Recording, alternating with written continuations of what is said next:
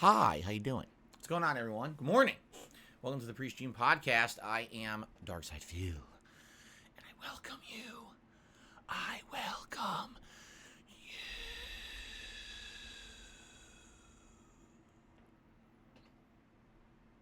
Happy Friday, everyone. How you doing? Excuse me. I hope you all are doing well, although admittedly, pretty sad day.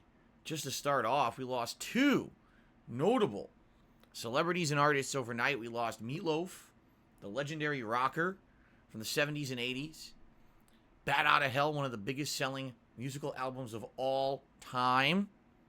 And we lost Louis Anderson, legendary comedian from the 80s and 90s. I remember growing up and seeing some stand-up of his and then watching the cartoon show Life with Louie. Among other things, he was known more notably even later on for hosting Family Feud. So rest in peace to those who we lost overnight. Kind of sad, obviously, to lose two people, especially two notable people like that in one night. Pretty crazy. Today is Friday, the 21st of January, 2022. And today, we'll be doing some interesting stuff on stream for sure. Full day of streaming in store for all of you here today. And today on the PreStream podcast, for at least a little bit, I'd like to talk a little bit more about the whole deal going on with Activision Blizzard being bought out by Microsoft, because what I did is I kind of saved up some of the smaller news stories and things going on over the past week to talk about all at once on one of these podcasts. I didn't want to be like everyday talk for 2 minutes about it. I said, let me save up a few topics in regards to the Activision Blizzard buyout and then kind of talk about them all at once and give you my thoughts. So that's what we're going to do today on the PreStream. Okay? Cool. Sounds good. Let's talk about today's streams because today's going to be interesting. We've got Sniper Elite 4 here on the main gameplay stream. Excuse me. Now you may be saying, wait a minute. Sniper Elite 4? First of all, isn't that game from like 2017, right? So it's like 5 years old. And on top of that, didn't you skip it back in 2017 when it first came out? Why are you playing it now? What is going on? What is this madness? Phil, have you lost your mind? Are you crazy? Wait a minute. Hold on.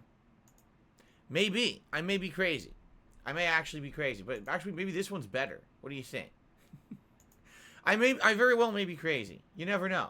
But, however, what I can tell you is my history with Sniper Elite is a little interesting.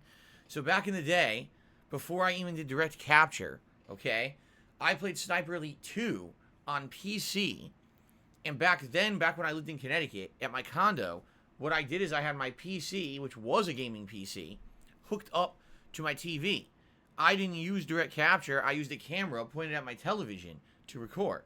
So what I did is I did this full playthrough of the game with my camera pointed at the TV, and it was actually my first experience with the series. Doing crazy X-ray, assassinations, headshots, and yes, even double testicle popping ball shots. It was pretty fun, but certainly it was a little gruesome, and people liked it. They thought it was something different because I, don't usually play those shooter-style games, especially the military ones. So they enjoyed that. Then years later, and someone interestingly enough, someone just said this to me in the stream chat. They said, "Isn't it true that when you moved from Connecticut to Washington State many, many years ago, at this point, if you can believe it, almost 8 years ago, yeah, it's been that effing long. Wow, doesn't seem that long, but it has been. When you moved to Washington 8 years ago, did you play Sniper Elite 3 as one of the first playthroughs in Washington?" And I'm thinking about it, and I'm like, yeah, I think it was actually, because I remember playing it and thinking, oh, this is hype. It's gonna be something interesting. It's gonna be something great.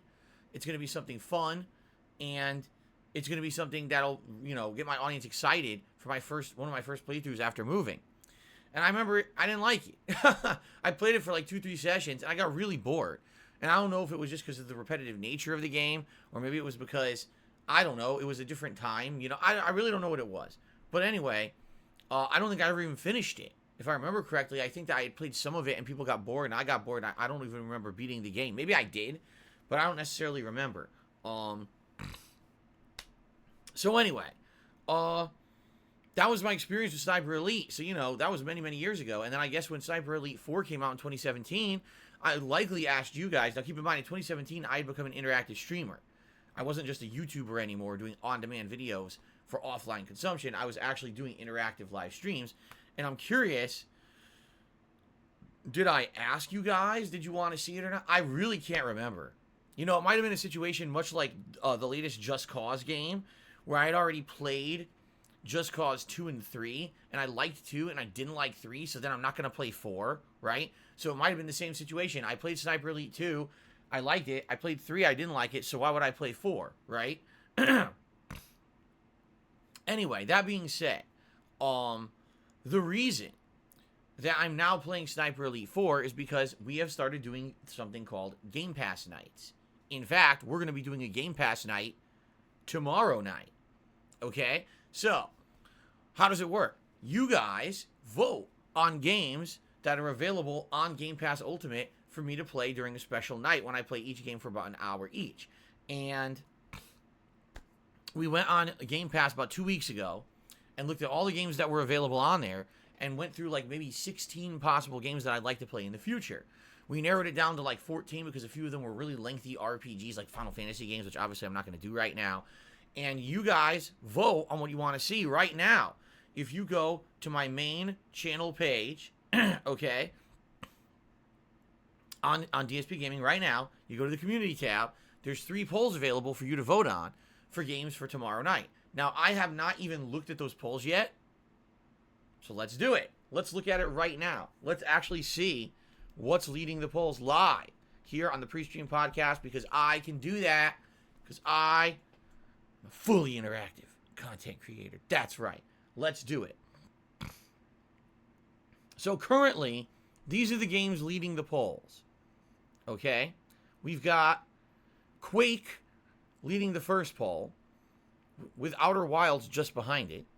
We've got One Piece Pirate Warriors 4 leading the second poll, with Serious Sam 4 right behind it. And then we've got The Forgotten City absolutely positively dominating the third poll. All right? Now, these polls have not even been live for 24 hours yet. I would urge, if you have not voted yet, please do. I can tell you right now that the voting is a little bit lower than usual. Usually in 24 hours we get about 1,000 votes. Right now we have anywhere between 600 to 800 votes per poll here. Okay? Now the way it works is the 2 games that have the most votes by tomorrow night's stream will be played. All right? And what that entails is I have to tally up the total number of votes that came in per poll and then divide by the percent that each game got. So, for example, right now, Quake is beating the Outer Wilds. That doesn't mean Quake will actually make it into the stream on Saturday night, because how did Quake perform against the other top games from the other 2 polls? You see what I'm saying? I actually have to do a little bit of math to figure that out. So, please vote. I'm excited to see what you guys, pick for tomorrow night's Game Pass night stream. This is something that we've just started doing. You guys seem to like it, so I'd like to maybe keep it in the rotation. It's a good way for me to get exposure to games that normally I wouldn't have played, or maybe I skipped, to see if they're worth a full playthrough or not, okay? Now, that being said, that's why we're playing Sniper Elite 4 today, because I actually played it during a Game Pass night last week. You guys voted. You said you wanted to see it. So I said, okay, let's do it. We played it last week, and you guys liked the stream. In fact, you guys told me that it was actually quite interesting, and you wanted to keep it going. So I said, all right, why not give it a shot next week? I don't really have anything else going on. Why don't I, and by the way, excuse me, my post-nasal drip yet again is bothering me today. Sorry about that. I said, why don't I do it as a main stream? If we play this today, and it goes well, and you guys enjoy it, then we can play it again. I'm curious to see how it will perform, because keep in mind, Sniper Elite 4 is not a full-on action game. It's meant to be stealth. You need to sneak around, not be detected, and then get these really stealthy, either stealth takedown kills or headshots. So that's really the point, or I guess ball shots, too. That's the whole point of the game, okay? And I'm curious how I'll do. I haven't played a stealth game in a very long time, just being honest. So I don't know how this is going to translate into a quality playthrough or not. We'll find out today together live, okay? If it sucks and you guys think it's boring and it's not good, then I don't have to play it ever again. There is literally no pressure for me to do this ever again. I could easily do something else in its place. What I was thinking of is over the weekend, we have a choice. Tomorrow I'm playing Skyrim, Anniversary Edition. Tomorrow night is the Game Pass night.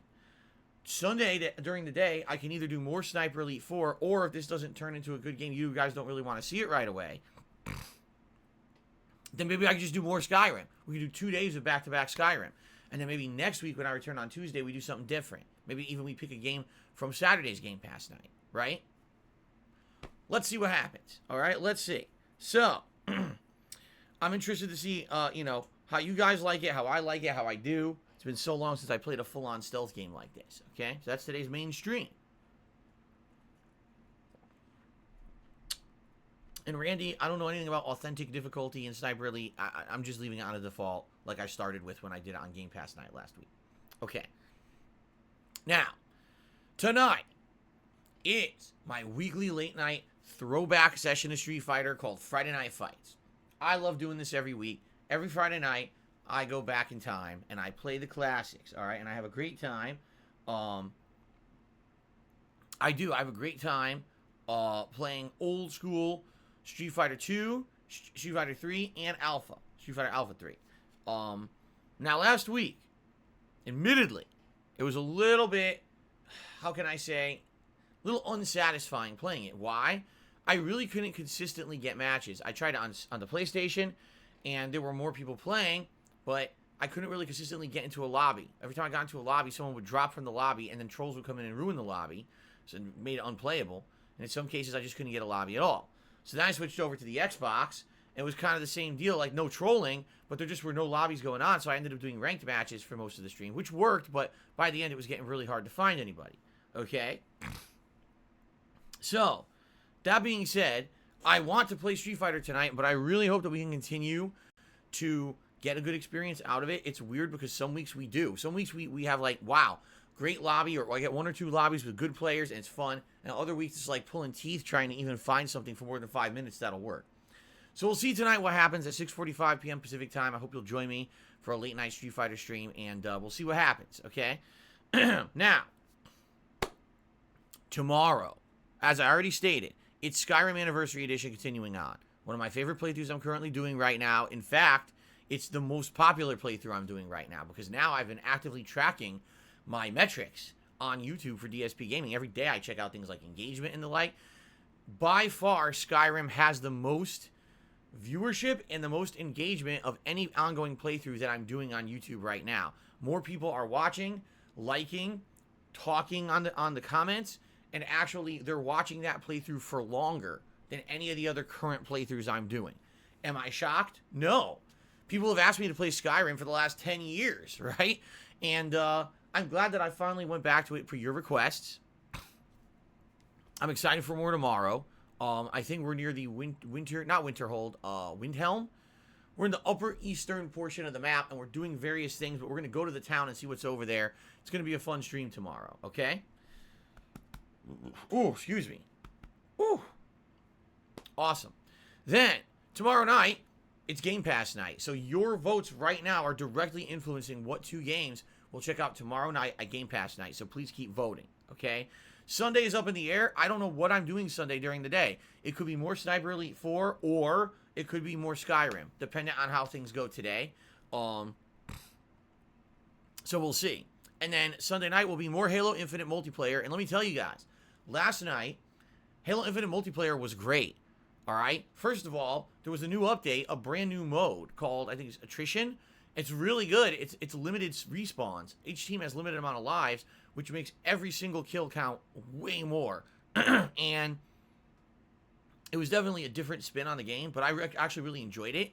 There's also a special event going on where you can earn all these cosmetics for your character, and I already earned this crazy hologram visor, and I think by the end of the stream, I was about to earn this new color, but then the game glitched, and the challenges stopped working. Like, oh, figures, right? So we play again on Sunday. Hopefully I'll be able to complete that challenge, okay? But I'm excited for more. I hope you'll join me Sunday night for more Halo Infinite multiplayer. Now, I'm off from streaming on Monday. Now, I return on Tuesday this week will ongoing have Skyrim as a playthrough, may or may not have Sniper Elite 4 as a playthrough. If Sniper Elite 4 doesn't work out, then likely what we'll do is give another Game Pass game a shot.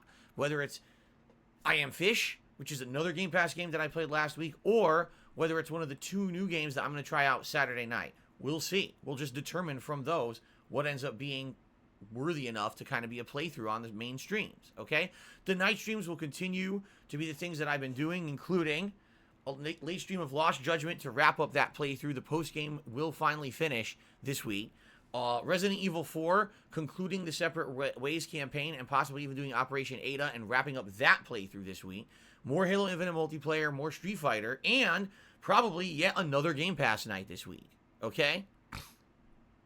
Now, in regards to any other new things coming up, there's only one other new game really of interest in January, and it's Pokemon Legends Arceus. That comes out on the 28th. So a week from today, we actually have a new release in a new Pokemon game. And yes, I will be playing that and balancing that with Skyrim until we get to the new releases of February, which are going to be fast, furious, and insane.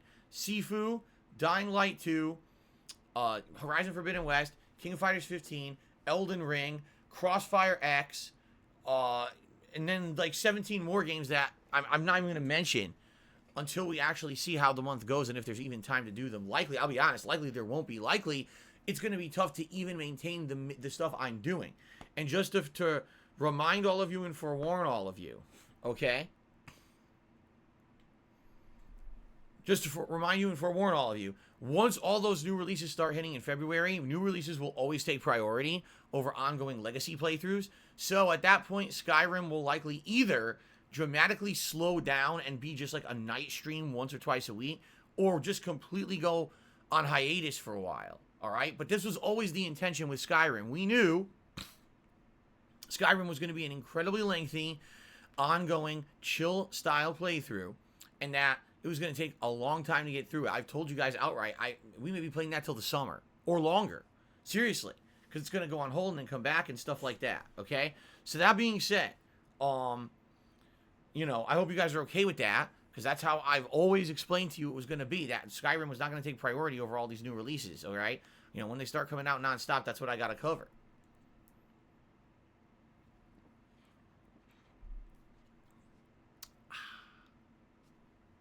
Cool. So that's the schedule coming up. I hope that sounds good to all of you. A few quick housekeeping things around here before we move on to the news stories. I'd like to talk about the Activision Blizzard buyout. First of all, thank you guys for all the great engagement recently. And what I mean by that is people who are watching the live streams, when they like the live stream, they're clicking like. And you can do that right now. If you're enjoying today's live stream already and you're looking forward to Sniper Elite and you like the podcast, click like. It helps on YouTube for discoverability. Same thing if you're watching this on demand on YouTube later on after the fact. If you like listening to the PreStream podcast in the background of your day, or maybe you watch it actively and you look at this hideous, bloated, ugly face every single day, give it a like. It really helps, okay? In addition, I can directly tell you guys this, that your comments on my videos recently have helped out in regards to feedback on playthroughs and things. It really is. Like, people are giving me advice on stuff, and it feels like it used to back in the day. Back in the day when I was just a full-time YouTuber and not a streamer of any kind, I actually used to read comments actively on my videos. And people used to give me advice and feedback, and we'd actually sometimes have a discussion on the video about the game I was playing, etc. And it felt great. And sadly, over the years, it kind of went away for a couple reasons. First of all, one of the reasons that the comments got unmanageable is because I grew so big on YouTube that I was getting so many comments on videos, I couldn't read them all anymore. It was just ridiculous amounts coming in. And then over the years, what happened was YouTube changed. Just being very honest here, YouTube's attitude towards people changed. YouTube at one point was this very positive attitude of, wow, everyone out there is putting out free content. It's entertaining. It's fun. Everything's kind of positive. Leave positive comments, you know, be constructive.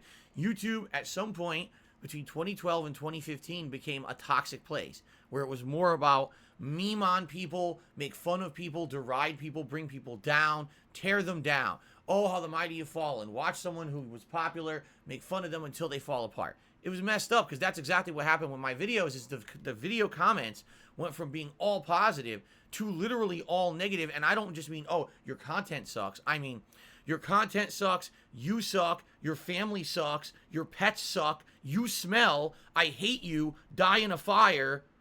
Great video, Phil. That's the kind of comments that I would actually get on my videos. I'm like, what? And the reason was because it became a meme to hate on me on the internet. So people would actually have competition to leave the utmost nastiest comments on my videos. And the comments became completely unusable, unmanageable. There was no reason to read through them because there would be 99% insults and then like one positive comment. It got so bad at one point, my viewers in around 2016 literally came together, and I had a group of my long-standing viewers contacted me and asked me to turn off the comments. They were like, listen, there's not any positive to them. People come to watch your videos based off YouTube search or whatever, and then all they see is negative people shitting on you, so why do they even want to be there? So I turned off the comments, you know, and they stayed off for many, many years, and it wasn't until just a couple months ago I turned them back on. Why? Because now YouTube actually has protections in place to stop memeing idiots, you know. Oh, you want to meme on my videos? Tough shit. You can't. YouTube has all these filters in place and everything that turns off the crap. So now when you look at the comments on my videos, it's positive, or even if it's not positive, it's constructive. You know what I'm saying? I don't mind criticism as long as it's constructive criticism. Like, Phil, you suck and you're a piece of shit. That's not constructive criticism. Saying, Phil, you know, you really need to pay more attention because if you did, you would have noticed that this was going on. You would have done better in this gameplay situation. That's constructive criticism. That's what I like. That's what I would love on all my videos. Okay? So that being said, please leave comments on the videos. I'm telling you, it's actively helped me in the last month with some of the playthroughs I've been doing. Your feedback has allowed me to go back on my next session of a particular game and do something differently or better than the time before. And I'm really happy that I'm getting that back. Because, listen, live stream interaction is very important. Having a live audience of hundreds of people who I talk to and interact with and have fun social conversation with, that's tops. I love it. That's why one of the major reasons why I love my job. But I have a large in-demand audience, hundreds to thousands of people who check out my videos after the fact, and I want to hear from you too. You guys are important to me. A lot of you are my life's blood. You're the people who've been around for 13, 14 years watching my videos, and I want to hear your feedback. So please, continue to like the streams if you're liking them. Continue to like the videos if you're liking them, and continue to leave comments. This is all helping the channel. And this is good because if we get in the mindset of doing this now, come February when all the new games are coming out and we've got new people coming to the channel, you see, it's just gonna all go hand in hand. It's gonna work well. Okay? Good stuff. Okay, now, also, I just want to say support recently has been great as well. You guys have been very supportive on my streams, whether it's becoming a member, super chat, super sticker, tip, all that stuff has been great. There's been a couple slow streams. I'm not going to sit here and bitch and complain that there's been a couple oddball slow streams when in the general things have been really good. All right, so thank you so much. So far this year, 2022 is off to a really great start, and I'm feeling great and positive, and it's been awesome, okay? Now, that being said, all right, we really, really need to figure out a way to get you guys to want to be members. And when I say that, what I mean is, how do I convince you to become a member? All right? The only idea that anyone has had is to do members-only interactive multiplayer streams. But the game, what game would I play besides like maybe old school Street Fighter, which by the way, I can't even do because the game doesn't work. I can't do a private lobby and it doesn't fucking work. Or like Halo. That's really it. Okay? And like I've told you guys, I wouldn't want to tell you, oh yeah, I promise all these member-only nights when there really is no games to play right now, okay? So the real question is, what else would convince you guys to become channel members? And I need your feedback on this. Please leave comments on the video, tweet me, tell me during the live stream in the chat, what is it that you would be convinced to become a channel member from, right? Right now, you get a highlighted name in stream chat, which by the way, I should bring this up too. There's a weird glitch going on YouTube. Some people are seeing highlighted names in stream chat. Some aren't. Like for some people, oh, members are green and Phil's name is yellow. And others are like, everyone's gray. It's a weird bug. For me, here's the weirdest thing. When I'm on my channel page watching the stream live, everything's gray. When I pop out the stream chat, the color comes back. So obviously it's a coding bug on YouTube. They screwed everything up. What a shock that YouTube would change the code not test it and screw something up. That's totally never happened before. Okay. Anyway, if you become a member of the channel, you get a highlighted name in chat, hopefully. You get a cool chat crown badge to show how long you've been a supporter. You get access to all of my emotes. New emotes are unlocked every 50 members. Also, you don't have to abide by the slow mode rules of the chat, unlike everyone else who has to wait every 10 seconds. You get to talk as much as you want. And when it comes to special events, for example, if we do a viewer's choice event or for Ask the King, my bi-monthly Q&A show, members always get priority. Whether, you're getting a special game selected to be played in a marathon because you're a member, or if you get your questions answered with a very high priority on Ask the King, you always get priority, you see? So, there's many benefits to being a member. I wish I could give you more. One thing I would like to do is have members have exclusive emotes that only members can use. Can't do that on YouTube yet. I could do it on Twitch. I can't do it on YouTube.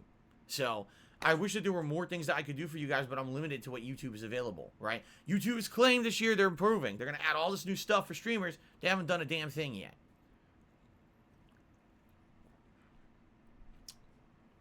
So basically, what I have to do is,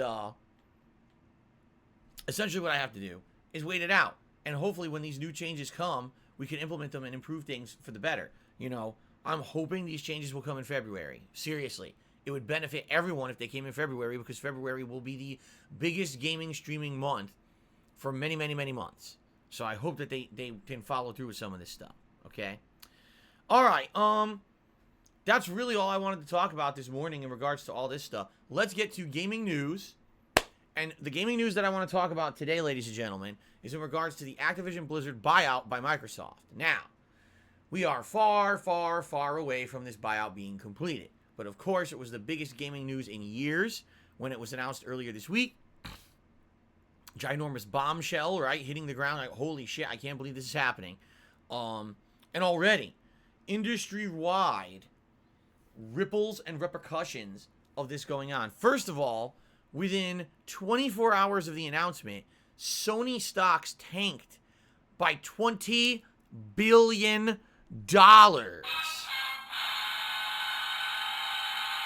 That's a lot of market share to lose because your competitor had something positive to announce and you ain't got shit. Okay? So, Sony, as I said on Tuesday, when all this was announced, Sony absolutely positively needs to come back with something to compete with this announcement, because Microsoft right now is looking great and Sony, quite frankly, is looking like shit. When the only news Sony has is, oh, we're going to make more PS4s because we can't make enough PS5s to keep up with demand. Wow. So you're making old consoles. Oh, that sounds like that's great news. Wait, no, it's not actually. Okay? So, number one, yeah, we knew there was going to be repercussions, and that was the immediate. Now, a few news stories have come out of this whole announcement this week that I would like to talk about. All right? First of all, one of the major questions that everyone had is, wow, wait a minute, if Microsoft's buying out Activision Blizzard, does that mean that all of the intellectual property, all of the franchises of Activision Blizzard that have been under their umbrella for so long are now going to be Microsoft exclusive? Does this mean that Call of Duty will be Microsoft exclusive, right? Does this mean that some of the biggest franchises will only be on Microsoft and PC and not on Sony consoles? Especially the one that everyone's asking for about is Call of Duty, because Call of Duty has always traditionally been cross-platform. Not to say that Call of Duty has not had exclusivity when it comes to things like DLC content and stuff like that, okay? So that being said, there's been a lot of discussion about it. And some people are of the opinion, man, Call of Duty will just be Microsoft. Tough shit, just like Bethesda. A lot of people, when Bethesda got bought out by Microsoft, people were like, well, they'll still make a cross-platform because they want to make money, right? No. Bethesda games now are going to be Microsoft and PC only. They're not, Starfield is only going to be Xbox Series S, X, probably Xbox One, it'll run like shit, and PC. So that being said, all this hoopla about it this week. Phil Spencer, the head of Microsoft Gaming Studios, because I think that's the name of it now, Microsoft Gaming or Gaming Studios or something like that, comes out and says the following. It is not our intention to try to keep beloved franchises off of our competitors' platforms and to isolate an entire group of gamers who've always enjoyed these games. So then after he said that more very generalized statement, people were like, nah, yeah, right. You're so full of baloney. Dude, you say shit like this all the time and you never mean it. So then specifically, he was asked during this week about Call of Duty, and he responded, and he said, it is not Microsoft's intention to keep Call of Duty off PlayStation consoles. They basically are implying they want to keep it cross-platform. And that shocked a lot of people, because why would you keep Bethesda games off of your competitor's platform, but not Activision? It is kind of weird. It kind of feels like mixed messaging to me. You can't have Elder Scrolls. You cannot have Starfield. You can't have Fallout. But you can have Call of Duty if you have a PlayStation console. But why? It's confusing, especially because, if now correct me if I'm wrong, isn't it true that Call of Duty competitive leagues and the whole competitive situation with the game has always been based around Microsoft consoles for like the last many years? They always play on Xbox consoles. So you would actually think that in regards to Call of Duty, they would go with the console that they are mostly invested in, right? So, I don't know. To me, it is kind of weird. I thought they were going to be like, nah, all the franchises are Microsoft only. And now Phil Spencer's kind of almost waffling a little bit and saying, no, it's going to be on PlayStation. So, it's interesting. Now, the other thing is, Microsoft already has, excuse me, I said the wrong thing. Activision Blizzard already has existing agreements for many different games. For example, the upcoming game Ghostwire Tokyo, which, by the way, is rumored now to come out in late March, which we're not sure because it never had any release date info, but apparently, I guess, there was a listing for it somewhere early, and it says it's on sale in late March, so maybe it's coming out sooner rather than later. But anyway, Ghostwire Tokyo, the next game from Shinji Mikami, the original maker of Resident Evil, and recently he made the entire Evil Within series, is in an exclusive agreement to be on PlayStation. Which is weird, again, now because they're getting bought out by Microsoft, you see. Then again, we just had Deathloop come out, and that was a PlayStation exclusive, even though it was owned by Bethesda, which is owned by Microsoft, you see.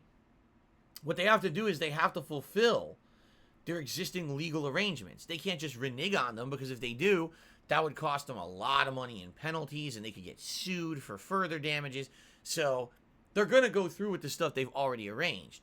But does this mean that maybe in 2-3 years, all of a sudden Phil Spencer goes, ha! Gotcha! I only meant for 1 or 2 years because that was our plans legally, but now we're fucking you, and we're keeping Call of Duty to ourselves. What? There's PlayStation gamers in my yard? Unleash the hounds! So who knows, right? I don't know. We're going to find out. It's kind of interesting to see this unique situation, okay? So, that being said, with all that going on, there's been a lot of internal buzz at Activision Blizzard among the employees, okay? And the employees are abuzz because some of them are feeling very positive about this. They're like, oh my God, finally, this will be a way to get Bobby Kotick the fuck out of leadership. He's ruined the company. He's made this a toxic place for people to work. We love the games we're making. We love the product we're putting out. We hate the management of our company. So Bobby Kotick will get his ass kicked out, and we'll have someone in charge who actually cares and listens, right? So a lot of people are feeling very positive about the buyout internally. However, the rumor is that some are deathly afraid that now they're just going to be one of many, many, many companies under a ginormous umbrella of Microsoft, and maybe they're not going to get the attention or the care that they feel like they deserve. Maybe they'll kind of be like forgotten. You know what I'm saying? Now, I don't think that's the case. In fact, Phil Spencer has outright come out and said, I want to revive some of the classic Activision franchises that have basically been on the back burner for the longest time. He said Hexen. Phil Spencer said Hexen. I was talking about Hexen last week when we were actually looking at the Game Pass games, there was a game there that looked like Hexen. And I was like, who remembers this? It was a first-person shooter game from the 1990s where it wasn't about guns. It was about like gothic magic and monsters, and you would use magic spells instead of guns to kill these demons and shit. It was actually incredibly unique. And he pulled this one out of his butt. He's like, Hexen. Hexen. I would love to play a modern Hexen game. That would be fucking sweet. So it sounds to me like Phil, as an actual gamer and fan of games, rather than some corporate fuck shill bigwig piece of shit, actually knows the games and wants to actually revive some good ones. That sounds good to me. Awesome. Okay.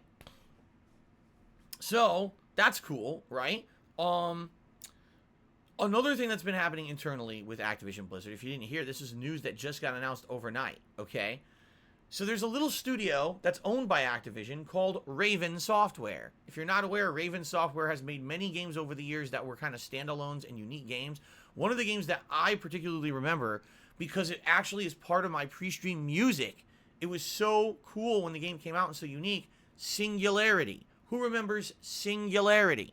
I remember Singularity. I also like saying Singularity. I don't know why, it just rolls off the tongue. But anyway, a unique game about a time manipulation mechanic, Nazis and experimentation and all kinds of shit that lead to time mutants, and it has a horror theme. It's a really unique game. Singularity. But nothing ever happened with it. It basically came out, was sold, and forgotten, and brushed under the rug. And over the years, okay, what ended up happening was Activision basically said, we gotta just focus on games that make us ridiculous amounts of money. You know, the money printers, I like to call them. Rather than actually developing unique, interesting, or artistic games. I don't know if I believe in that philosophy. I feel that, yes, if you are a game development company, you have to focus on making money. I mean, you're a business, right? You need to make money to stay in business, to continue to pay your employees, to continue to operate. I understand that. But I feel that there's room, especially when you're a company that's very profitable, like Activision Blizzard has been over the many years that they've operated, that you can take some of your budget to put towards more unique and artistic works, right? Like, you can put out a Call of Duty every year, and that's your cash cow game that brings in the money every year, but then you should also take the time to develop other games that are more interesting on the side, okay? Sadly, it's been the opposite, where Activision over the last 5 years literally told all of their side studios, stop what you're making. Hey, Toys for Bob, who's making really cool remakes of Crash Bandicoot, fuck all that. You're going to make Call of Duty content. Raven Software, you guys over there who made many unique games over the years and have your own unique creative flair, fuck you, make Call of Duty content. And all these creative people have literally been stifled and been told, don't do anything creative, make Call of Duty content, and they hate it. Internally, all the reports are, these people are incredibly unhappy with their jobs. They don't want to make Call of Duty content. They want to make great games. And they're not allowed to, because the management at Activision Blizzard are a bunch of money-grubbing shit fucks. Okay? So, that being said, now, Raven Studio employees, before the buyout announcement, were involved in something that has almost never happened in gaming history, and has never happened in American gaming history.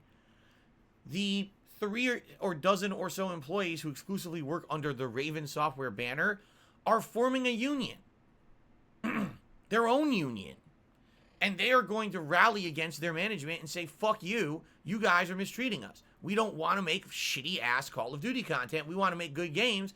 And the fact that you're stifling us and ruining all of our artistic integrity, which we signed on when we first started working for you, that's what we signed on for, to make unique games, not to make stupid expansion Warzone content, you fucking assholes.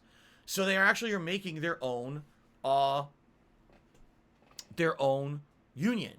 And what's interesting about this is unprecedented. No American company has ever done this before. It's happened internationally. Outside of the US, there have been some gaming companies where they have unions. And we've been talking about this for years, how is it that we hear these horror stories all the time of mistreatment of employees, mandatory overtime and crunch to finish a game in time for a publishing date, and all this crap we hear constantly about how game developers have like terrible jobs because they're all mistreated. Why is this commonplace in the industry? Why is it even allowed?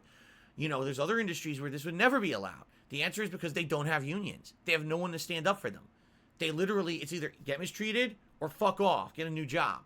Go ahead, go work for another gaming company because they all do it. And the truth is, pretty much every big game company does it. Even fucking companies like CD Projekt Red, who outright said they would never do it and outright publicized that they were not like the other companies, then did the same thing with games like Cyberpunk. And we all saw how that turned out, right? Excuse me. Now, what I'm curious to see now is what's going to happen, because Raven Software was in the works to do this for the longest time. Now it's finally coming to fruition, but now they're getting bought out by Microsoft. So, excuse me, will it continue to go through? Is it too little too late? I would love to see them be the example for everyone else in the gaming industry to say, no, we're going to stick up for ourselves. We're going to all form unions. We're going to actually have rights. No more of this mandatory crunch bullshit. No more, oh, I can't have a family life for 3 fucking years because I'm making the hot new game. Fuck you. You know, your job should not be 100% of your life. It just shouldn't be. Your job should be a major part of your life. But it should not be the end-all, be-all of who you are as a person. Okay? I'm going to give you some perspective here. Recently, I've been playing the Lost Judgment and the Yakuza franchise. And every time I play one of these games, I have my mind blown that in Japan, there's an entire culture of people who at night would go to a club, sit down with a person, pay that person to buy them drinks and have a conversation with them. They're called host or hostess clubs, okay? There is absolutely no expectation when you go to these clubs in Japan that you will ever have a meaningful relationship with that person. You're not actually dating that person, but it's like simulated romantic conversation. You know, there's no expectation of anything further besides that conversation you're having at that moment. You're paying to have a conversation with someone. Now you might say, wait a minute. How does that make any sense? Why would you pay to just talk to someone? Why would you pay to pretend like you're going to have romance with someone when you're not? And the answer that I've been told, and this is just me reiterating what my viewers have told me, is that in Japan, there is an entire culture of people where they literally are encompassed by their jobs. Their jobs are so end-all, be-all consuming in their lives, they don't actually have time to have a real relationship. They don't have time to go out and meet someone and spend time with them and have real romance and have a life, a family life, and live with them. So instead, when they have a few hours of free time between their job, they go to a host or hostess club, drop money, and have a simulated relationship. That's the only kind of feeling like that they get in their lives, because that's all they have time for, okay? You can say whatever you want, and listen, really, you can say, hey, I agree with this. I think it's sad. My personal take on this, my opinion, that's sad. Like, yes, your work absolutely is important, and a career can be very important, but it shouldn't be everything in your life. If you don't have enough time to do anything else but work, there's something wrong, you know? And for me, like, I listen to the horror stories about people who work in the gaming development industry. And I play a big AAA game, and the game is buggy, and the game's unfinished, and the game is unpolished, and the game's full of shit. And I'm like, gee, I wonder why. And then you hear, oh yeah, by the way, mandatory crunch. They had overtime. They had to work for like fucking 5-6 months straight. They weren't allowed to spend any vacation time or take time off. Their families, fuck them. Fuck your family. You're going to be here working on this fucking piece of shit game so it comes out when we said it's coming out. And it's like, dude, what kind of mentality is that? How do you treat... I'm sorry, but people are people and need to be treated as such. We are all emotional beings. We want to be treated with care and respect and dignity. We're not just a fucking cog in a machine. We're not just a number on a fucking spreadsheet. People have lives and deserve to have lives, right? But the most fucked up part about all of it is the people who benefit the most are the people at the top. Bobby fucking Kotick, right? You know, the guy who's filthy rich, who has multiple homes, probably a couple boats, who spends tons of time with his family. Oh, he gets all of that, but all his employees get treated like fucking shit, right? Isn't it funny how that works? As I've said many times over the years, these people don't get to the top by being nice. They don't. They get to the top by stepping the fuck on everyone below them to get up there. So that being said, I keep saying that being said, I'm very curious to see what will happen if Raven Software forms this union, okay, and if they actually succeed, right? The thing is, though, it feels like the people who they were forming the union to rally against are on their way out the door. Bobby Kotick is not going to stick around with this company once the deal goes through, right?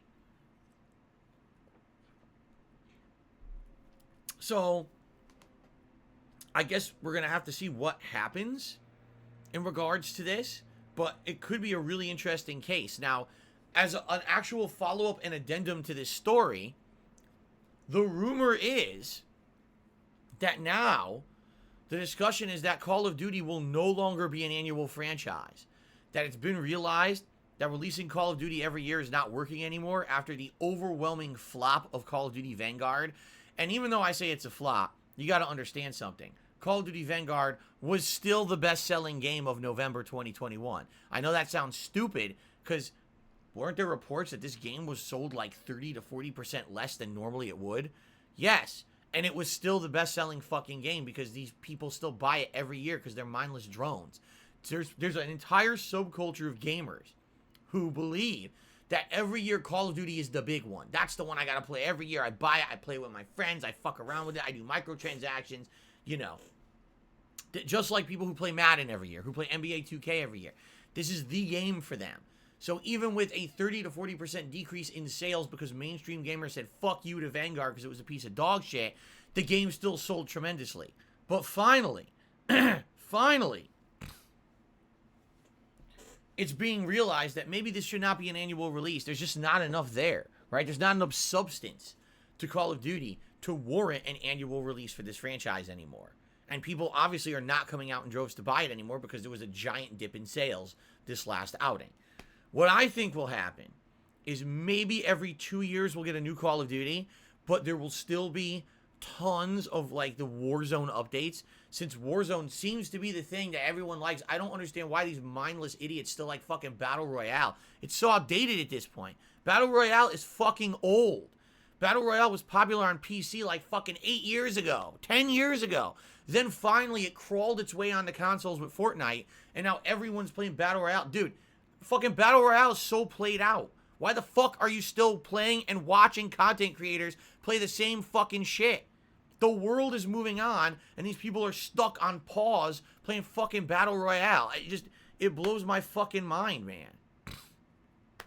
Anyway, it's still profitable. It's still some of the highest viewed streaming content on the internet. People still dump tons of money into the microtransactions. So I guess the joke's on me, just like GTA Online, right? Again, I said it over the years and I'll say it again.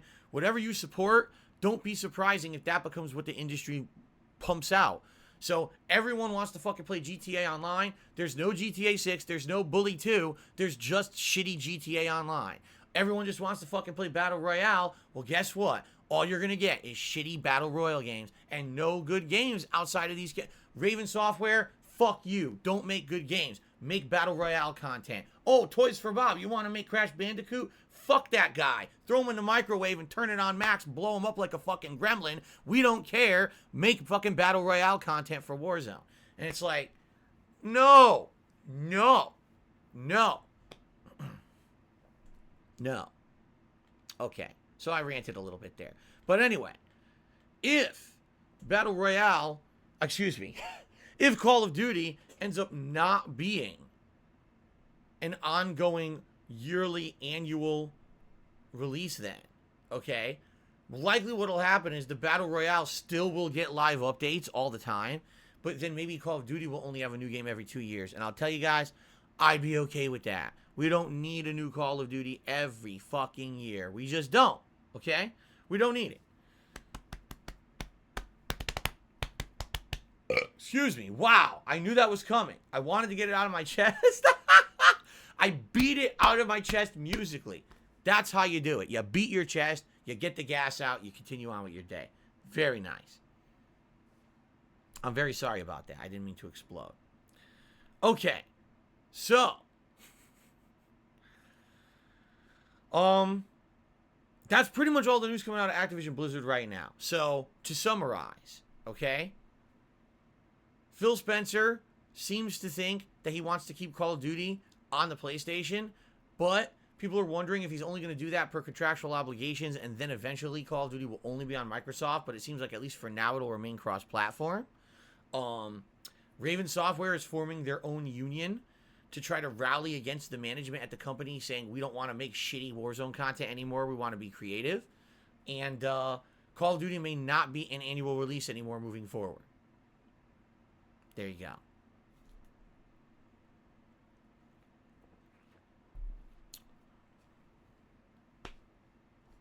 All right. Ladies and gentlemen, without further ado, let's do some shout-outs. Here we go. We start off with the YouTube side shout-outs. Actually, I'm going to refresh this because I think that it did not fully load the stuff from earlier. We start off with I'm Not Agility, who did a super chat saying, look up Tifa Lockhart Italian Senate Zoom meeting. No, I don't even know what the fuck you're talking about, but thank you for the super chat. Dork Rex did a super chat and said, should I become a detractor? No, unless you're a brain-dead, mouth-drooling fucking idiot, you shouldn't join that group. They already have enough of them.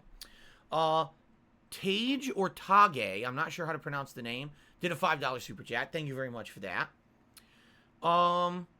Andy Hot Dog did a super chat. Says, why don't you talk about taking Jasper to a kiddie day spa? You think he feels rejuvenated after the visit? Because I don't take him to a kiddie day spa. I've never even heard of anything like that before. I don't know. Happy Tart did a super chat saying, this is toxic and not enjoyable. The chat agrees. The chat does not agree. In fact, the chat laughs at you because you're a fool. Thanks for the super chat. Nathan Smith did a super chat. He said, I never played Warzone. The only one I ever played was Blackout. And the only reason I played that is for it had the zombies story.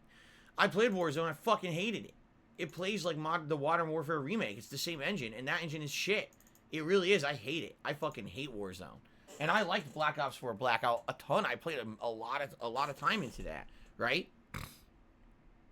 But yeah, I have no desire to play Warzone. I played it like a few times. I hated it every time I played it. I was like, fuck this.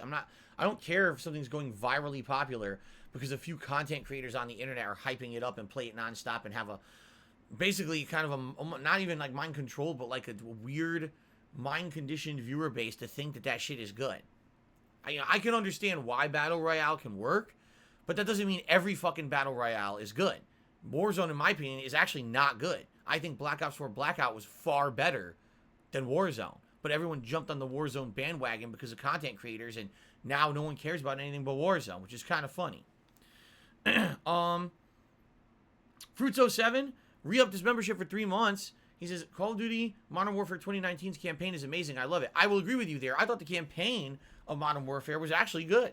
I thought the story was well done. The graphics were great. The gameplay elements were interesting. It was kind of a soft reboot of the Modern Warfare storyline. I really enjoyed it. I did.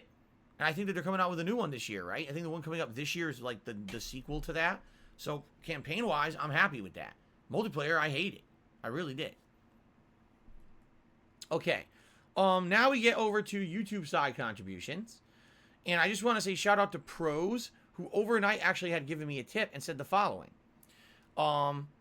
Hey Phil, I just started watching your videos a couple months ago. I just wanted to send some thanks for your content. I think you're a funny guy. Thank you, Pros. Really appreciated that someone came and actually contributed overnight. That used to happen all the time, actually, on Twitch. But the thing is, take a look at how YouTube works, where basically it's so different from Twitch, right? Over on Twitch, there was an ongoing static chat room, and people would sometimes come and do overnight cheers and stuff, and I would always, every day, I would start up, oh, here's some overnight cheers to shout out. And you can't do that anymore. On YouTube, I guess you can't even do that. I don't think you can do super chats overnight. I think you can only do them when the stream is live. So the content has definitely changed because of that. But anyway, Pros, thank you for an overnight tip. I really appreciate that, and I'm glad to hear that you've been enjoying my stuff for a few months now. Excellent. Okay, so for today's first tip comes in from Pinocchio, who tipped me $2 and says, shout out to everyone in the stream chat. Let's have a nice stream. Awesome. Thank you very much, Pinocchio.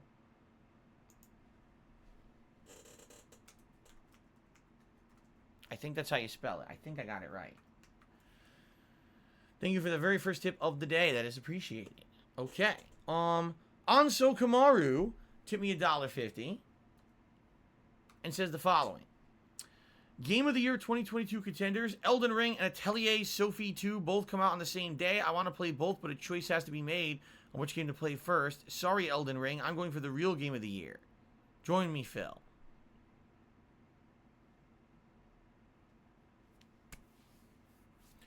Carlton Jr. tipped me $1.50, and he says, Phil said he wants to revive IPs like Guitar Hero and StarCraft. He did say that. He says he wants to revive dead IPs. Any Activision Blizzard games come to mind that you're interested in seeing again? For me, it's Tenchu. The last game was made by From Software. Funny that is. Great game, in my opinion. See, here's the thing. I don't actually know what's under their umbrella anymore. There's some things that I always forget. Like, I forgot they bought out Crash Bandicoot. I totally forgot about that. So I would have to look at what's actually under the Activision Blizzard umbrella to really intelligently answer the question. And quite frankly, I don't know right now. So I can't intelligently answer the question. Wait, Activision? Didn't they own Jungle Hunt? I want to see a Jungle Hunt 2022. Sounds good to me.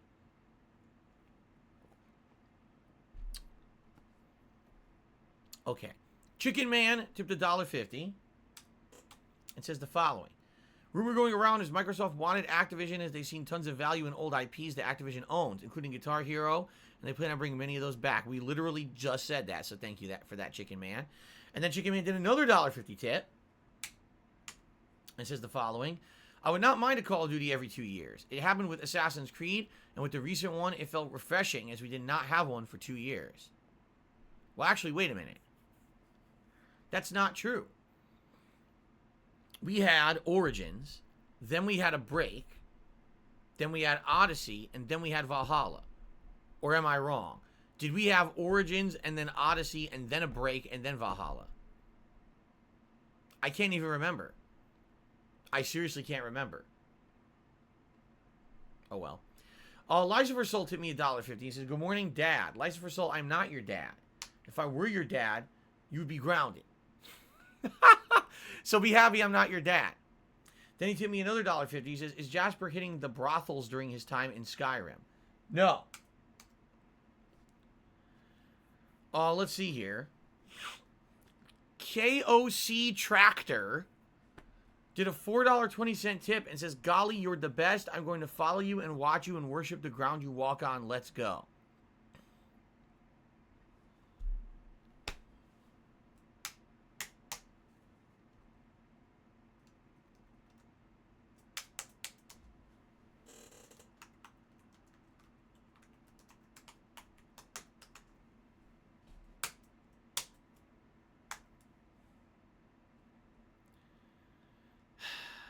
Okay, I also got a super chat from Nathan, who says, what's Jungle Hunt? Jungle Hunt is a game, an old school game, that used to be in arcades and also on the Atari and other classic consoles from back in the 1980s. You play an Indiana Jones-like character who is running through a jungle, and basically, it's similar to Pitfall. But Jungle Hunt, if I remember correctly, there's actually, you have to fight cannibals and stuff. Like, I remember there's a stage where there's these cannibals that are jumping with big spears, and you have to, like, jump over the spear and not get impaled. And if you get impaled, it's implied that the cannibal impaled you and ate you. And I'm trying to remember other things about it. Like I said, I remember, there's a stage where you're running down a hill, and just like in Indiana Jones, boulders are rolling after you. And you have to jump like this, like straight up. And you have to try to dodge the boulders. Yeah, it's a pretty unique game. But it's funny because, again, it has a lot of cliche things from, like, movies from, like, the 1980s in it. Oh, really? Activision also owns Pitfall. I'm pretty sure they own Jungle Hunt, too. Because I think what it was a spin-off of Pitfall. Like, Pitfall was more like a maze, while Jungle Hunt is just more straightforward action. Yeah. But anyway, yeah, and I remember I owned it on Atari. I played the hell out of it. My dad and I actually really liked Jungle Hunt, Joust, Moon Patrol, like a lot of the classics from the 1980s. We played a lot on Atari. That was back when I actually played video games with my dad. Like, my dad liked the Atari, and I'm not even kidding you. As soon as the NES came out, he didn't want to play games no more. It was like, no, this is too complex. The NES, that's where I draw the line, man. Look at that's crazy. I'd have to, like, actually like learn the details of this shit. I'm not doing that. Too busy. But he played a lot of Atari with me. We used to play Double Dragon. We used to play Ball Blazer. We used to play baseball. Yeah, we used to play the baseball game. I forget actually what it was called. But the baseball game was really good. I really liked the baseball game. Yeah. Anyway, that's really neither here nor there, is it?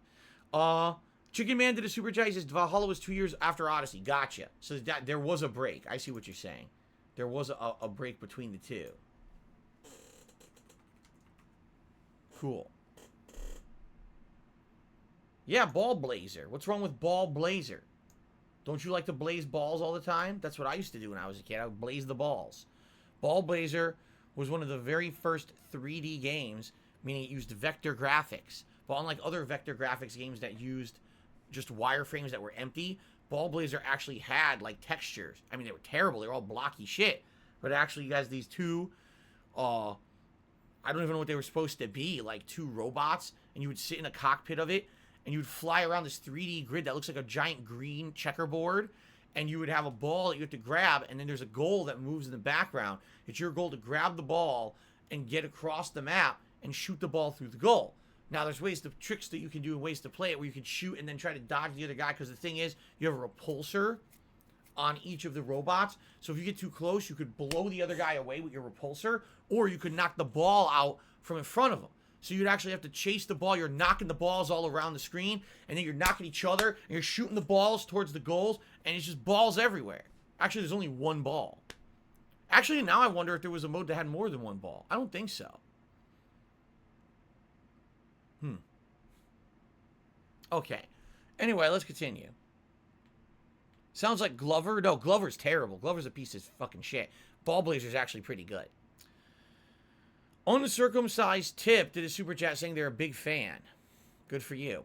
Aquadeer did a super chat and said, ate a lot of takeout food and now I have to take a huge shit in the making. I'll keep you posted. You can actually keep that information to yourself. I don't care about your shitting habits. Chicken Man did a super chat and says, I'm ready for x-ray ball shots. We'll see. We'll see what happens today. Can I get ball shots or not? Last time I did a cool jaw shot. I shattered his jaw. That was pretty nice. And then Snow Cooper did a super chat. Says, hey, it's time for the stock market. Gamester stock non-FA. DM me on Twitter. Do you know Gamester gets a piece of the profits from Game Pass? Cheers. What? I have no idea what he just said. None.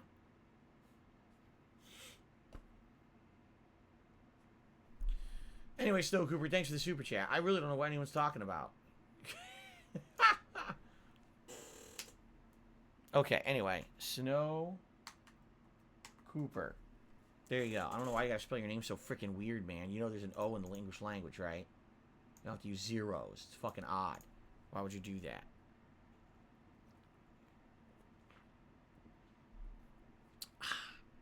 Okay.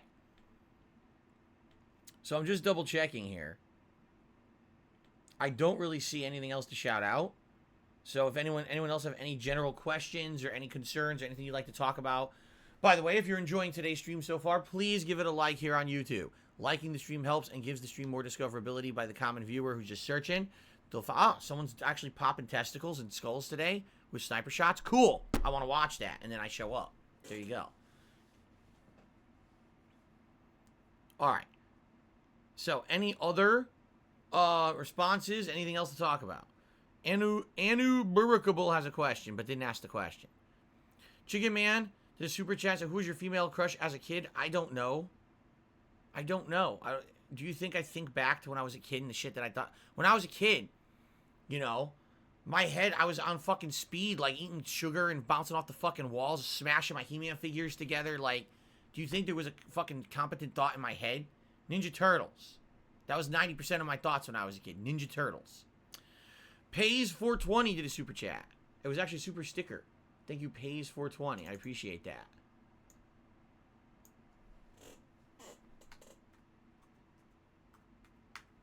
There we go.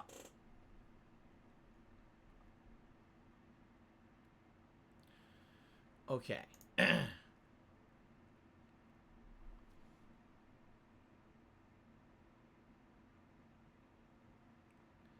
So it was PreStream podcast. Seems like you're clickbaiting elsewise. Lazy L, you should probably rephrase yourself in English before you say it on the stream and tag me because I can't understand what the fuck you just said. Have I put a disc in my PS5 yet? Yes, Divinity 2, and it's probably still in there.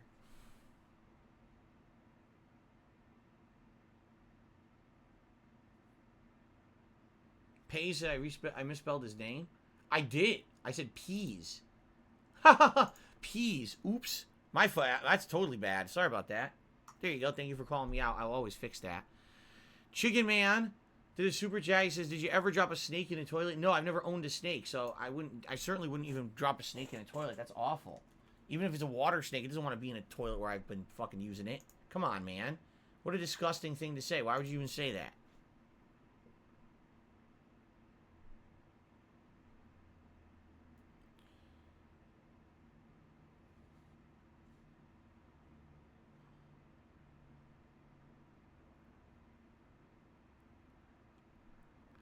Jade has pre-ordered WWE 2K22. I think he's saying that he got the special edition that comes out early on March 8th. I think the regular release date is March 11th. Hopefully it's good. The Water Embers did a super chat saying, "What is tonight's late stream?" Street Fighter. Old school Street Fighter. Happy Tar says, "Why is every criticism shrugged off as hate?" No one said that your criticism was shrugged off as hate. Just that I said your criticism was false. You said that everyone in chat wants me to stop doing the pre-stream podcast and I should just move on with gameplay, and you're wrong. That's not true. There are people who literally tune into this stream just for the podcast, and when I start gameplay, they leave. Watch, because when I start gameplay, I guarantee you viewership will dip a bit. It happens. So you are false. It's factually incorrect what you're saying. You understand? That's different than saying, "Oh, you're a hater." You're not a hater. You're just wrong. You're stupid. There you go. Carlton Jr. says, "I think he meant a toilet snake to unclog." Oh, I've used a toilet snake before. I had one a long time ago. But that was back when I lived in Connecticut. I don't have a toilet snake now. Nah. I gotta use an old-fashioned plunger.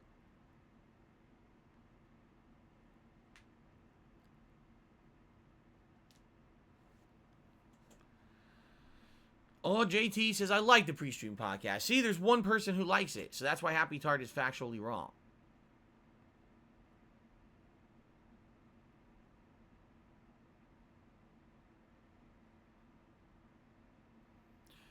You guys don't know what a toilet snake is? You never heard of a toilet snake? Have you never had a toilet before? A toilet snake is a device, okay? It looks like a weird, like, twisty barb or cage at the end of a very long, twisty wire, and it's made of metal. And you use this to unclog a badly clogged toilet that maybe has hair or badly clogged toilet paper and stuff down there. You have to unwind it into the toilet, and it snakes its way down the pipe, hence the word toilet snake. And it clogs into whatever's clogged, and then you can wind it back up, and it pulls it out. It's really disgusting when it comes out, you know. But yeah, toilet snake. Oh,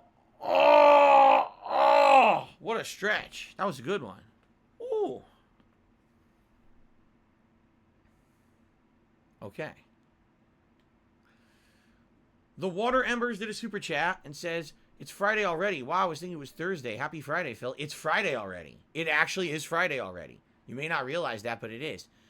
For me, these last few weeks have been very weird because my wife's work schedule changed, and now our day off is like Monday, and now I'm completely thrown off because if you remember, for a very long time, our day off was Wednesday. Excuse me. So what happened is I would come back from my break, and within like a day, it would be Street Fighter time. Oh, cool. Now it's like I come back from break, and I do streams, and a stream, and a stream, and a stream, and a stream, and a stream, and then finally Street Fighter. And I'm like, damn, it just feels weird. It does. And by the way, there's potential that my wife's work schedule might change again in the next month or so. We'll see. It's just life. Okay.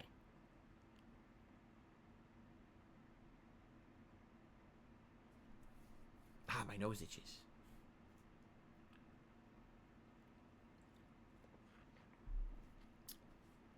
Devil Trigger says, "Did you know Microsoft stock also fell after the announcement? Do you realize you were baited by the gaming media?"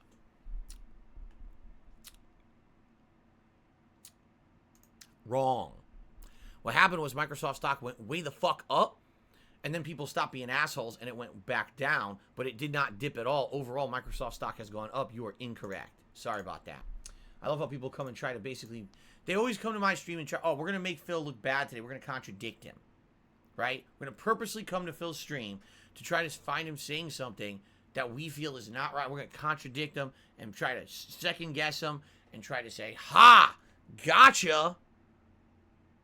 But it's hilarious because they're wrong. Okay. No, I'm not getting the $120 NWO version of WWE 2K22. That's insane. Pinocchio is tipped $2 to the two best pre-stream songs, Barely Grazed the Wall, Complete Destruction, and We Have Returned to the World of Dark Souls. Personally, I like the rock remixes more than the other things on the pre-stream. At the very same time, though, there are some really neat remixes, like that fucking Mega Man motherfucker remix about Proto Man and everything. Still to this day, one of my favorites. And I also really like the some of the zombie. What is the one about Dead Rising? The Dead Rising. Find Katie Zombrex before she dies. I like that one now. There's quite a few that I like over time here. So, uncircumcised tip to the super chat asking what's the best way to tip me via the method in stream chat via PayPal. Exclamation point tip. It'll give you the link right there, and that's how you do it. Kyler did a super chat. Says, you remember the first time you played Street Fighter? Yes, I literally remember the actual first time I played it, because previous to that day, I had always walked into that arcade and always saw co-op beat-em-ups, such as Ninja Turtles, or The Simpsons, or Pit Fighter, or The Avengers. And I say it like that because that's exactly how the announcer said it in the game. And then all of a sudden, I walk into the arcade that day, fully expecting I'm just going to play the same games as usual. And there's Street Fighter 2 with a crowd of people around it, all watching, lines to play, quarters are up. And I was like, what the heck? Like, wow, this is super popular. And I remember the first time I played, I picked E Honda. And I was doing jumping roundhouse kicks and then mashing punch. I didn't even know how to do the headbutt. I just did jumping roundhouse a bunch and I mashed punch to do the 100 hands. And I got a win streak. I had like a 10 win streak or something crazy like that at the time. Yeah. Jade loves the pre-stream podcast. I'm glad to hear that. Excuse me. Team Terrorhawk says, I Spawn, I Die is his favorite. Cool.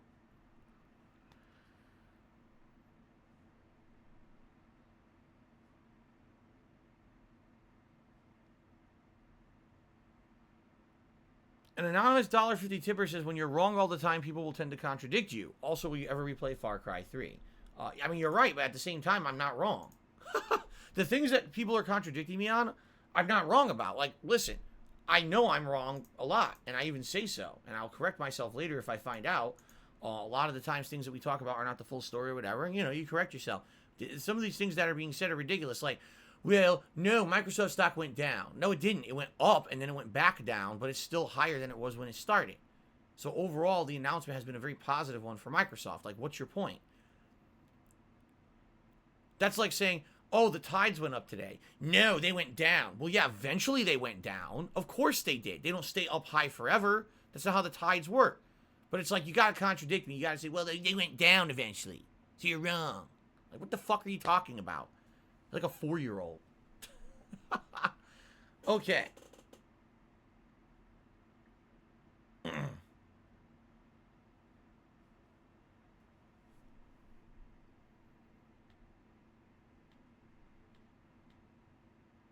All right, I think we're winding down here. I'm not really getting many meaningful questions anymore, just seeing stupidity. So, I think it may be time to start up a gameplay. Yeah, that's right. We may actually start with some gameplay today.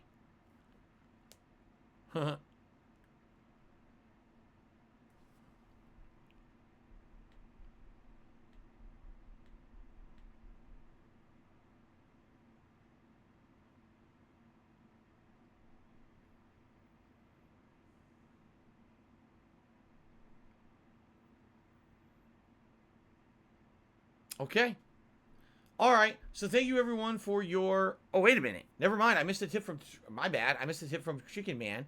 He tipped me $1.50. He says, for my Christmas, my girlfriend got me the Ninja Turtle arcade game machine from 1UP. It's super awesome. It was my favorite as a kid, and I wanted to get the Simpsons one.